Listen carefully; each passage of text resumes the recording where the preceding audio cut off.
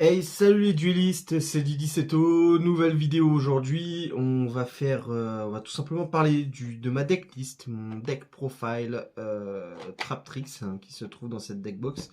Je vais vous expliquer un peu le deck, comment il fonctionne, vous expliquer ce qu'on va chercher à faire avec. C'est un deck que j'ai découvert avec le deck de structure.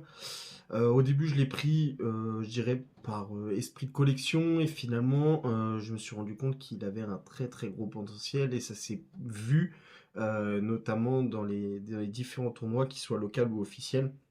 Ça a été un deck qui est monté d'un coup. Je l'ai monté aussi sur Master Duel. Je fais de très très bonnes perfs avec. Donc j'en suis très content et je voulais partager ça avec vous. Vous avez vu dans ma pièce aujourd'hui, il y a beaucoup de soleil, il fait très très chaud. Donc on va changer de point de vue, on se retrouvera dans une pièce où il fait un peu plus frais. Et comme ça, je vais pouvoir vous présenter tout ça en espérant que ça vous plaira. N'hésitez pas à liker, partager, à vous abonner si cette vidéo vous plaît. Je remarque que il y a beaucoup de gens qui regardent la vidéo qui ne sont pas encore abonnés. Donc n'hésitez pas à vous abonner, ça fait du soutien, ça force à continuer et à vous proposer le meilleur contenu possible. Et j'en profite notamment aussi pour vous dire que ça y est, je me suis lancé sur Twitch. Il y aura des lives Master Duel ou IRL de temps en temps. Donc voilà, profitez de mes réseaux, allez checker, allez regarder tout ça.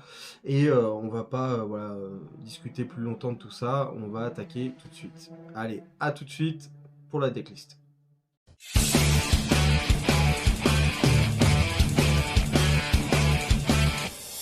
Going fast makes me feel alive. My heart beats in hyperdrive. Do you think you can win only if I lose? Just let destiny choose. I can hear you breathing.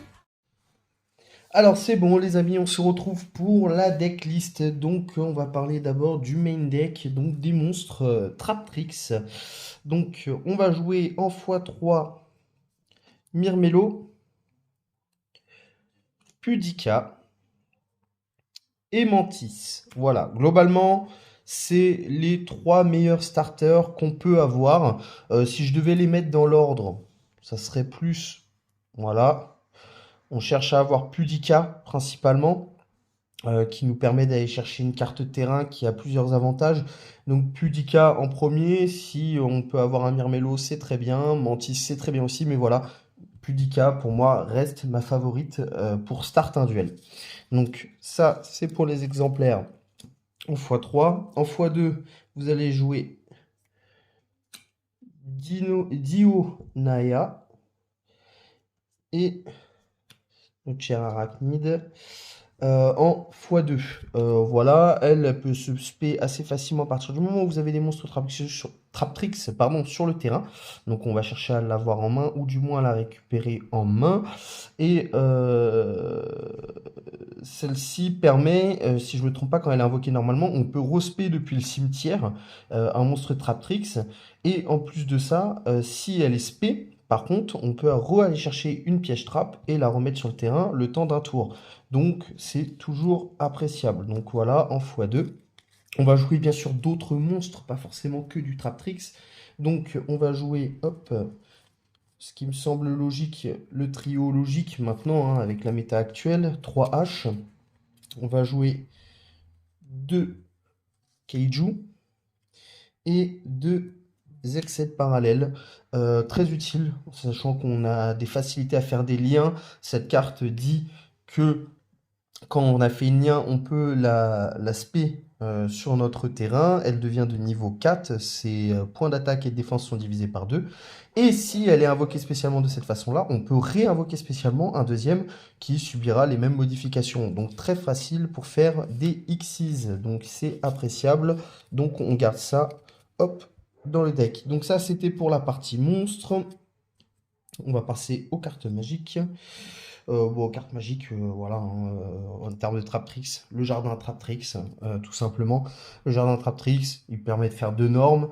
Il sauve lors d'un combat, par exemple, Pudica on l'attaque une fois, elle sera sauvée une première fois. Si on l'attaque une deuxième fois, elle est détruite. Par contre, si j'ai plusieurs Traptrix sur le terrain, qu'il attaque Pudika, elle sera sauvée. Si derrière il réattaque un autre monstre et qu'il ne réattaque pas Pudika, l'autre monstre sera sauvé également. Ça donne vraiment une vie supplémentaire à chacun de mes monstres Traptrix sur le terrain. Et en plus de ça, je peux bannir un monstre de mon terrain pour réinvoquer un Traptrix depuis mon cimetière ou ma main, spécialement sur le terrain. Donc ça, on prend, c'est assez fort, on aime bien. Forcément, le plumeau de Damarpi et 3 Dark Rollers. Voilà, ça c'est surtout pour quand on est second. C'est toujours appréciable d'avoir ça quand on est second. Surtout qu'il y a un petit combo à faire avec une carte piège si jamais l'adversaire a eu trop le temps de s'installer. En termes de carte piège, on aura la trappe Lutea qui permet de l'aspect sur le terrain. Et si elle est sur le cimetière, dans le cimetière, pardon, on peut la bannir pour réinvoquer spécialement un monstre Traptrix depuis notre cimetière. Ça, on prend, c'est fort, on aime bien, ça fait des ressources. On va jouer 3 Imperm. Voilà, on va jouer Negate, hein, forcément.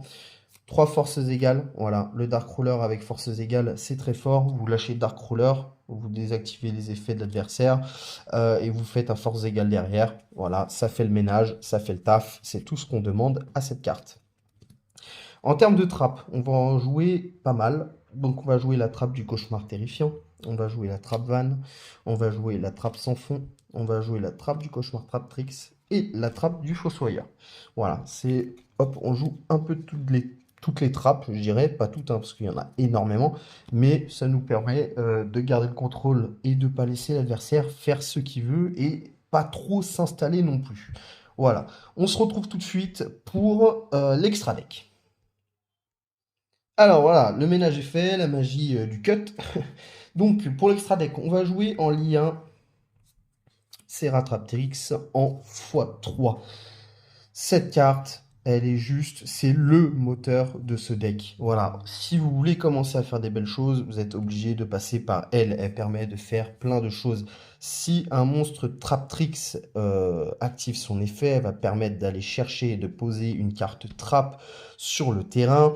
Si une carte trap est activée, elle va permettre d'invoquer spé un Traptrix sur le terrain. Donc ça, on prend en x3, c'est pas de trop. Ensuite, on va jouer en 2 fois Cularia. Cularia qui dit qu'à chaque end phase, tout simplement, à chaque end phase, vos end phases, vous pouvez réinvoquer spé, un Traptrix depuis votre cimetière.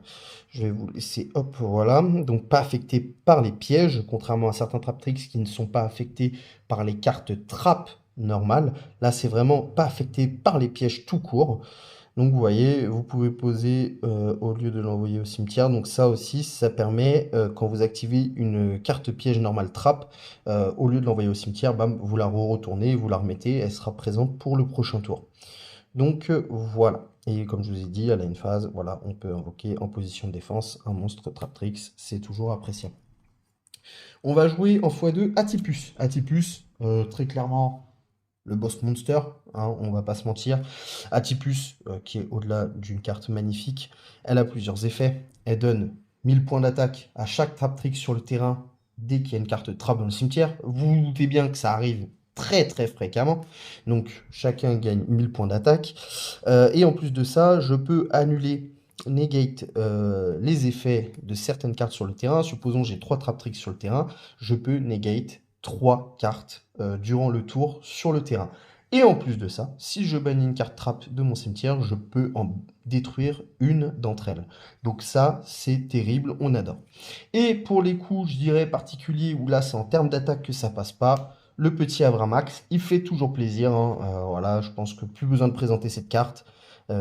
C'est la carte, je dirais, surtout en termes de lien, c'est celle qui me permet de passer outre des adversaires un peu trop puissants à mon goût.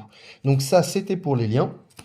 Maintenant, on va passer, hop, aux Xyz. Donc forcément, on va jouer 2 fois Allomerus. Allomerus, si on détache 2 de ses matériels, on peut réinvoquer spé depuis le cimetière, un monstre Traptrix. Après, Pingicula qui dit que si on détache un matériel, on peut aller chercher un Traptrix de notre deck à notre main. Donc ça, c'est pareil, c'est très fort. Et 2 Rafflesia. Rafflesia, carte exceptionnel. Exceptionnel, si vous avez des trappes sur le terrain, voilà, vous avez Rafflesia, vous la mettez en mode défense, c'est généralement ce que je fais. Vous défaussez un, vous envoyez au cimetière depuis votre deck une carte trappe et elle prend l'effet de la trappe instantanément. Donc ça, c'est terrible, ça peut négliger, ça peut détruire, ça peut bannir. C'est, voilà, faut ne pas hésiter à la jouer. Et forcément, qui dit que j'avais une petite carte de secours en lien, j'en ai forcément une aussi en Xyz, et ça sera le Zeus, qui est très très facile à invoquer, hein, dû à son effet. Si un monstre Xyz rentre en battle, pendant la main phase 2, je peux invoquer le Zeus, donc ça c'est pas mal aussi, si jamais on prévoit des invoques spé de l'autre côté en masse. Donc voilà, ça c'était pour mon extra deck, je vous présente le side, et puis après on passe au combo. À tout de suite pour le side. Hop, encore une fois la magie du cut. Alors pour le side, c'est un side qui est pas très, je dirais, travaillé. Il changera probablement et même sûrement après. Mais bon, voilà. On joue deux autres kaiju. Ça, c'est dans l'hypothèse où en face, il y a vraiment beaucoup trop de ressources, beaucoup trop de choses. Voilà. Si c'est sur un tournoi ou quoi, on sait que ça se fait en plusieurs duels. Donc j'aurai le temps d'intégrer un peu plus de kaiju. Ça mettra plus de temps à fabriquer mon board, mais j'aurai au moins une gestion en face et je pourrai l'empêcher de faire certains effets. Lava Golem, forcément, alors là c'est pareil, c'est toujours dans l'hypothèse où par exemple un deck synchro, les synchros, maintenant on sait que ça s'invoque en masse, qu'il y en a beaucoup et qu'on peut faire des boards complets de synchro, donc voilà. Le Cancre la Vengeur. Ça n'a pas besoin de l'expliquer, je pense que les Cancrelats, tout le monde les connaît, donc ça c'est pour mes monstres dans mon side. En termes de cartes magiques, on va jouer Appelé par la tombe, toujours efficace contre les haches ou quoi que ce soit. 3 Raigeki, voilà, c'est une carte qui fait ses preuves, même si elle est un peu ancienne et que maintenant elle est facilement, on peut facilement la negate, elle est toujours efficace.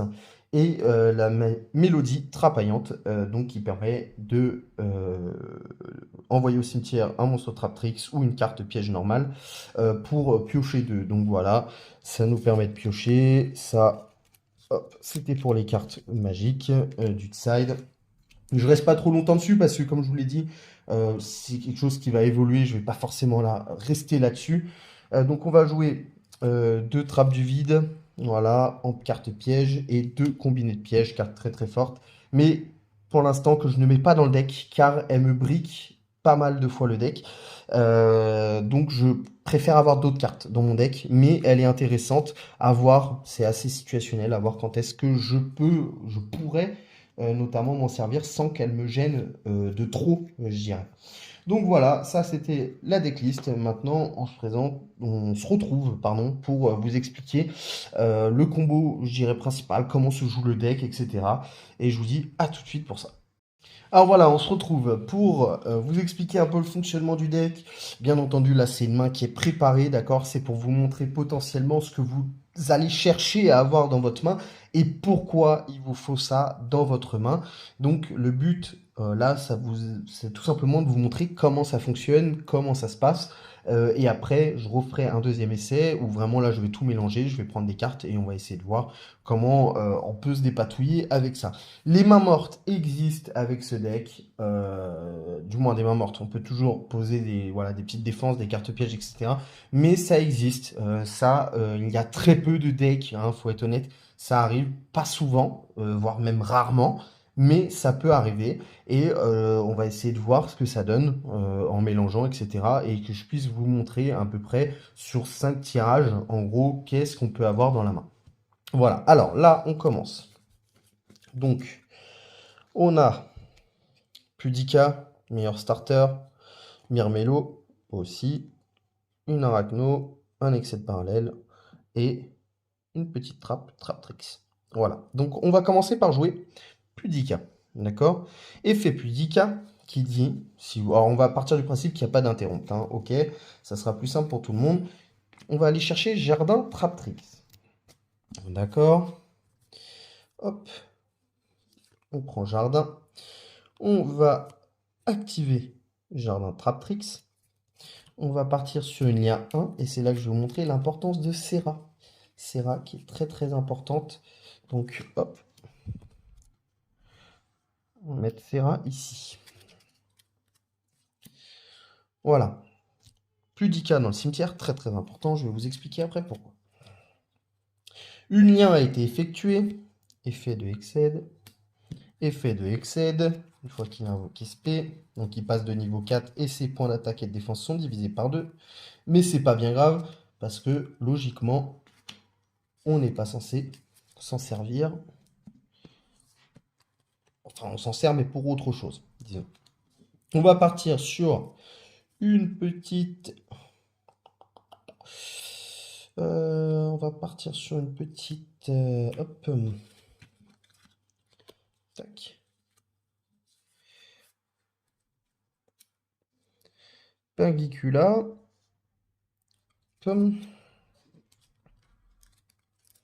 Voilà. Effet Pingicula. Je détache un. Je peux aller chercher un monstre Traptrix de mon deck à ma main. Et on va aller chercher Didio Danea. Voilà. Effet de Serra, puisqu'un effet hop, a été activé. Je vais poser sur mon terrain. Hop. Cette carte peut être activée directement si je sacrifie une carte depuis ma main. Vous avez vu, j'en avais une. Hop. Donc je peux l'activer et je la pose. Effet de Serra. Je peux invoquer SP. Une carte sur le terrain. Là, on va aller prendre allez, du Mantis. C'est très bien, du Mantis. Voilà. Donc, vous voyez, déjà, là, le board, il est génial. Déjà, ça fait plaisir d'avoir un board comme ça. D'accord? Ensuite, j'ai une deuxième norme grâce à un jardin Traptrix. Dionalea. Effet Dionalea. Hop, Pudica sur le terrain. D'accord? Ensuite, c'est là où ça devient... Là, vous avez le choix. Mais généralement, hop. Généralement, on fait ça. Donc, on va faire une Alomérus. Alomérus, hop. Vous prenez toujours Pudica et cette carte-là.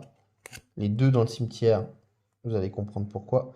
C'est toujours bien d'avoir les deux dans le cimetière. Et on va la poser là. Ok. Maintenant, je vais... Hop. Je vais activer l'effet de Arachno. Je vais l'aspect. Je vais partir sur une lien 3. On va prendre Mantis, on va prendre Arachno et Serra pour invoquer Atipus. D'accord? Là, c'est pas fini. Et oui, c'est ça qui est fin. Effet Alomérus. Je détache de matériel pour réinvoquer. Allez, Mantis.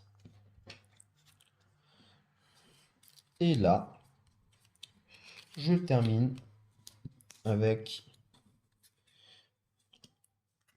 Rafflesia.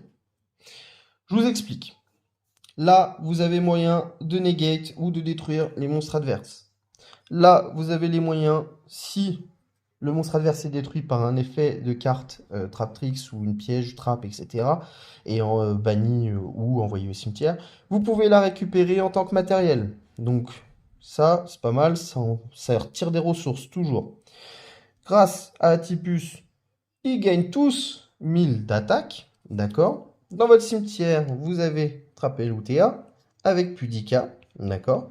Donc, si vous bannissez, hop, vous pouvez invoquer Pudica. L'effet de Pudica dit, si elle est invoquée spécialement, vous pouvez bannir pendant un tour un monstre de l'adversaire invoqué spécialement. Donc, il y a un certain contrôle qu'on aime avec ce deck. Et après, bien entendu, si jamais vous avez des soucis ou quoi, il reste toujours Zeus et Avramax. À savoir que là, vous avez joué cette carte, donc vous ne pouvez pas invoquer Avramax. Voilà, c'est dans ses effets, vous pouvez invoquer spécialement que des monstres, plantes ou insectes. Mais si vous voulez prévoir un Avramax, faites attention à peut-être la norme plutôt que de l'aspect. Voilà pour le combo. Je vais vous montrer, on va faire 5 tirages. 5 tirages, on va voir si c'est plus ou moins bien. Et on se retrouve donc pour nos 5 tirages, montrer ce que ça donne sur 5. Est-ce que on a des bonnes mains ou non? Voilà, allez, à tout de suite. Alors, on se retrouve pour les 5 tirages. Donc, je vais le faire devant vous. 2, 3, 4, 5. Voyons voir ce qu'on a. Ok. Bon. Grosso modo, là, ça serait une main go second.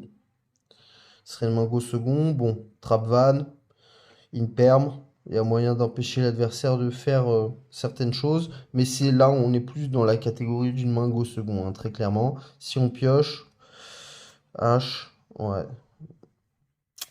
Ouais. Donc ça, c'est première main typique. Je vous la remontre. Voilà. On va refaire un mélange devant vous. On va retirer. Donc là, on est sur notre première pioche.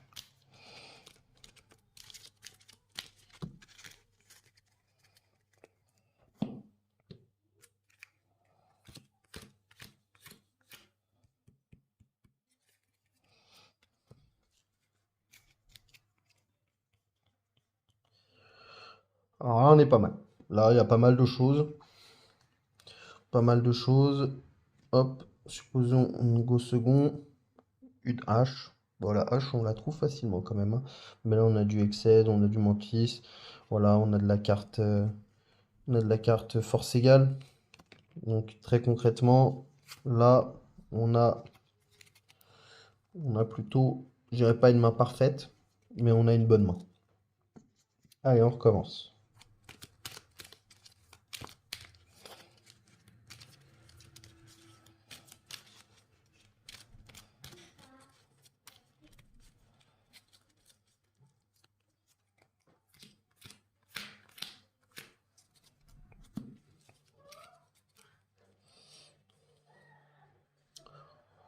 Alors, hop. Bon, voilà, pareil, on a une très bonne main. Très très bonne main. On a un starter. On a du matos. Non, on a une très bonne main. Et en plus, on peut peut-être potentiellement go second. Voyons voir ce que ça donne. Ouais, non, on a une bonne main. On a du mantis. Là, on a une main plutôt agréable. Maintenant, c'est toujours pareil, hein, ça reste du Yu-Gi-Oh! Donc on peut se faire interrompre. H, voilà, il y a une perme. Il y a beaucoup de choses qui font qu'on peut se faire interrompre. Donc, il faut rester vigilant à tout ça.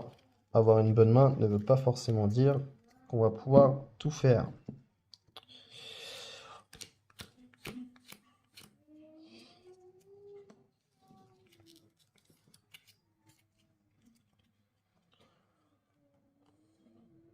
Oh là, on a une très bonne main.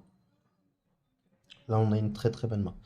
On a moyen d'aller chercher la carte de terrain, on a moyen de réinvoquer un monstre P, on a moyen d'empêcher quelque chose. Là, on a une bonne main. Voyons voir si on go second. Bon, là, c'est parfait. Ouais, voilà, là, il y a de quoi faire. Là, il y a de quoi s'installer, il y a de quoi de faire les choses bien, comme on dit. Hop. Allez, une dernière fois. Hop, excusez-moi, on a une coupure. Hop, caméra. Ça arrive. Hop. Alors, pareil, c'est une bonne main. Main acceptable. Oui, c'est une bonne main. On a une bonne main. On n'a pas réussi à avoir des mains parfaites, sauf celle d'avant, si peut-être. Allez, on va en tirer une dernière. On va voir ce que ça donne. Mais vous voyez, il y a des mains où il y a toujours moyen de faire quelque chose. Franchement, je crois qu'il n'y a qu'une fois où, et encore c'est sur Master Duel, j'ai pas compris ce qui m'est arrivé. On m'a donné 3 Infinite Perm, 2 H. Là, ouais, là, tu te poses des questions. Alors, ouais, et hop. Ouais, bah, ok. Bon, on est bien. On est bien, on a des bonnes mains. On est très très bien. Voilà les amis. Et bah écoutez, on va se laisser là-dessus, on va se quitter et je vous dis à la prochaine pour d'autres vidéos. N'hésitez pas à liker, partager, à vous abonner, ça fait toujours du bien. Je vois qu'il y a beaucoup de gens, je le répète, mais qui regardent les vidéos, like les vidéos même, mais qui ne sont pas abonnés. Donc n'hésitez pas à vous abonner, ça apporte un peu de soutien, ça fait toujours plaisir. Et je vous dis à la prochaine pour d'autres vidéos. N'oubliez pas, page Facebook, Twitch, tout ça, je suis dispo. Et je vous dis à la prochaine. C'était Didi Seto, ciao, bye bye.